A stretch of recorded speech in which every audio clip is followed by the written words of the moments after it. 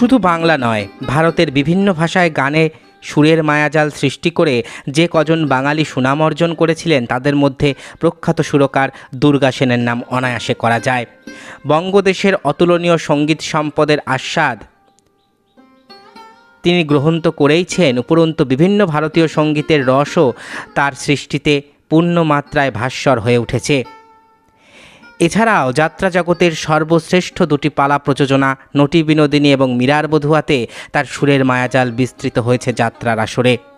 আহিরিটোলার মথুরামোহন সেনের বংশে জন্ম হয় দুর্গা সেনের 1914 সালের 21শে আগস্ট তারিখে।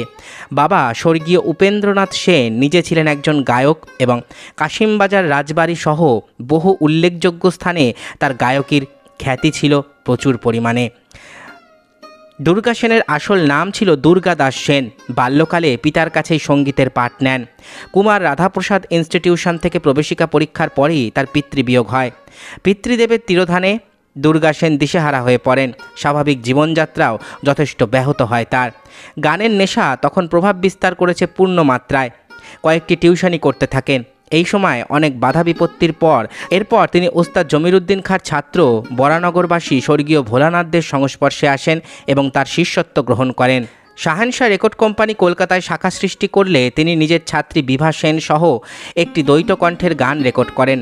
দুর্গা সেনের জীবনে এই প্রথম রেকর্ডিং। এই সময়ে প্রাথমিক পরীক্ষা গ্রহণ করেছিলেন সুরকার কমল দাশগুপ্তের অগ্রজ বিমল দাশগুপ্ত।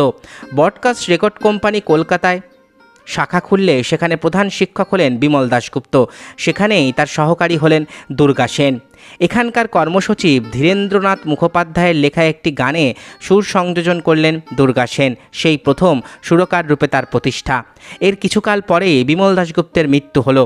ব্যয়বাহুল্যের জন্য রেকর্ড কোম্পানি কলকাতার শাখা তুলে দিতে বাধ্য হলেন। এরপর সেনেলোয় সঙ্গীত শিক্ষকের দায়িত্ব নিয়ে প্রবেশ করলেন দুর্গা সেন। তারপর হিন্দুস্থানের শ্রী সাহার ভ্রাতা হরেকৃষ্ণ সাহা মেলোডি প্রতিষ্ঠা করলে তার সঙ্গেও যোগ স্থাপন করলেন দুর্গা সেন। মেলোডির রেকর্ডিং হতো হিন্দুস্থান রেকর্ডে। তারপর হিন্দুস্থানেই পুরোপুরিভাবে যোগদান করেছিলেন দুর্গা সেন। এখানে কাজ করার সময় পরলোকগত সুরসাধক অনুপম ঘটকের সংস্পর্শে আসেন তিনি এবং এক নতুন জীবনের সোনার কাঠির স্পর্শ অনুভব করেন। পরলোকগত প্রমথেশচন্দ্র বড়ুয়া মহাশয়ের বাড়ির স্টুডিওতে তখন তেলেগু বিপ্রনারায়ণ এবং হিন্দি টারজান কি বেটি তোলা হচ্ছে। পরিচালক ছিলেন যথাক্রমে নটসূর্য অহিন্দ্র চৌধুরী এবং রূপকেশোর। উভয় ছবির সঙ্গীত পরিচালক ছিলেন অনুপম ঘটক। তার সহকারী হলেন দুর্গা সেন। তারপর চা সংক্রান্ত একটি প্রচারচিত্রে নিজে সঙ্গীত পরিচালনার ভার গ্রহণ করেছিলেন, যা ভারতবর্ষে এক স্মরণীয় ঘটনা। বিপিনচন্দ্র পালের পুত্র চলচ্চিত্র জগতের এক অবিচ্ছেদ্য পুরুষ শ্রী নিরঞ্জন পাল মহাশয়। তিনি ছিলেন ওই চা বিজ্ঞাপনের পরিচালক। এই জাতীয় বিজ্ঞাপনের পর 4টি ছবিতে সঙ্গীত সুরারোপ করেছিলেন দুর্গা সেন। তার প্রথম সঙ্গীত পরিচালিত পূর্ণদৈর্ঘ্য ছবি আত্মা, যা তেলুগু ভাষায় নির্মিত হয়। পরিচালনায় ছিলেন নিরঞ্জন পাল। এই পাল মহাশয় পরে এই ছবিটি বাংলা ভাষাতেও রূপ দেন। তাতেও সঙ্গীতের ভার পান দুর্গা সেন। বাঙালি দর্শকের কাছ থেকে প্রচুর অভিনন্দন পেয়েছিলেন। ছবিটির নাম ছিল শুকতারা, যা মুক্তি পায় 1940 সালে। এই ছবিতে সহকারী রূপে দেখা গিয়েছিল প্রখ্যাত সুরকার রবীন চট্টোপাধ্যায়কে। নিরঞ্জন পালের পরবর্তী ছবি ব্রাহ্মণ কন্যার সঙ্গীত পরিচালক হিসাবেও দুর্গা সেন যথেষ্ট কৃতিত্বের পরিচয় দিয়েছিলেন। স্বর্গীয় সঙ্গীত সাধক সুধীরলাল চক্রবর্তী কণ্ঠদানের সুযোগ পান এই ব্রাহ্মণ কন্যা ছবিতেই। এরপর ভীষ্ম, ধাত্রীদেবতা, পোষ্যপুত্র, পথের দাবি, সঞ্চালী, ইন্দ্রনাথ, আধি, অসমাপ্ত ইত্যাদি ছবিতে সুরকারের দায়িত্ব পালন করেছিলেন দুর্গা সেন। স্বামীর ঘর ছবিতে তার সহকারী রূপে কাজ করেছিলেন আরেক সুরকার কালীপদ সেন। মাত্র 20 বছর বয়সে সুরকার হিসেবে দুর্গা সেন নিজের আসন প্রতিষ্ঠিত করে নেন সঙ্গীত জগতে। আকাশবাণী এবং মঞ্চের সঙ্গেও তার নিবিড় যোগ ছিল। 1942 সালে নাট্যভারতীতে তিনি প্রথম মঞ্চে সুরকার হিসাবে আবির্ভূত হন। 2 পুরুষ নাটকে সঙ্গীত পরিচালক রূপে যোগদান করেন।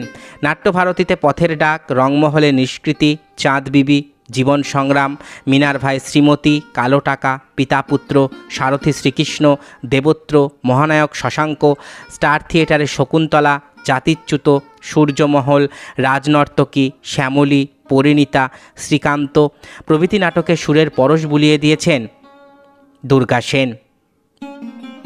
বিভিন্ন ভাষায় তিনি যত গান রেকর্ড করেছেন তার সংখ্যা আজ অবধি প্রায় 1000-এর কাছাকাছি।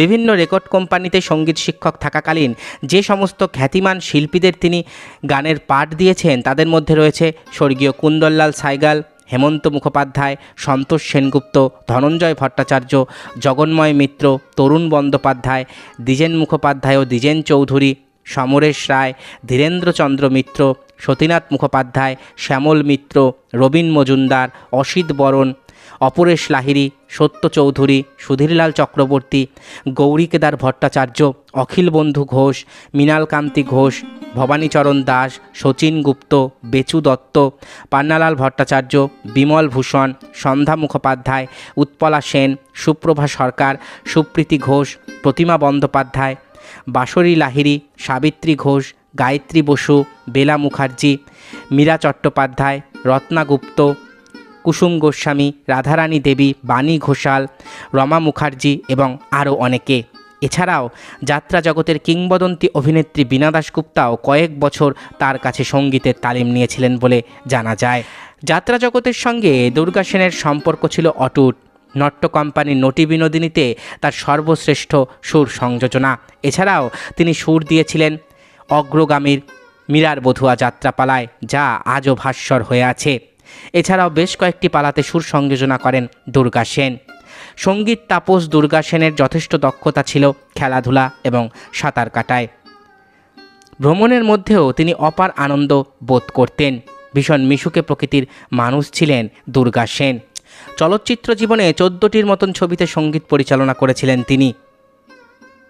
সেই সমস্ত ছবির পরিচালকদের মধ্যে উল্লেখযোগ্য নিরঞ্জন পাল, জ্যোতিষ বন্দ্যোপাধ্যায়, নরেশ মিত্র, কালীপদ ঘোষ প্রমুখ। 1982 সালে দেহাবসান হয় বাংলা সঙ্গীত জগতের এই বিখ্যাত ব্যক্তিত্ব দুর্গা সেনের। এতক্ষণ আপনারা শুনলেন সুরকার দুর্গা সেনের বর্ণময় জীবন বৃত্তান্ত। আশা করি ভিডিওটি আপনাদের ভালো লেগেছে। আমার চ্যানেলের ভিডিওগুলো যদি আপনাদের ভালো লাগে তাহলে অবশ্যই চ্যানেলটি সাবস্ক্রাইব করুন, পাশে থাকা বেল আইকনটি ক্লিক করে দিন যাতে পরবর্তী ভিডিও নোটিফিকেশান খুব তাড়াতাড়ি আপনাদের কাছে পৌঁছে যায়। আজকের মতো এখানেই শেষ করছি। ভালো থাকবেন সবাই। নমস্কার।